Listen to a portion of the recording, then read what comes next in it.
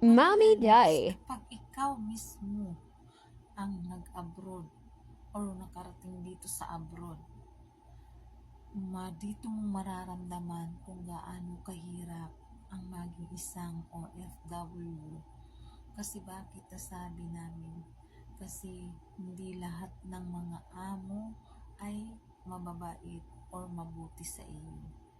Kaya kung talagang kayo ay may balak pumunta dito, ay siguraduhin ninyong kaya ng inyong sarili o kaya ninyong magtiyaga sa mga ugali ng inyong magiging amo.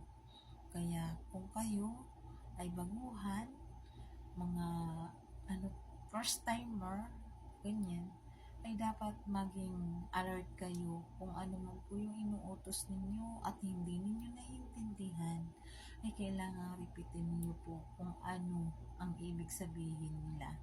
Kailangan ikaw mismo mag-adjust kung anong sinasabi nila, ay intindihin mo kung ano man yung inuutos sa inyo para hindi kayo magkaroon ng misunderstanding. Kaya yung mga lalabs, dapat po maging alert tayo.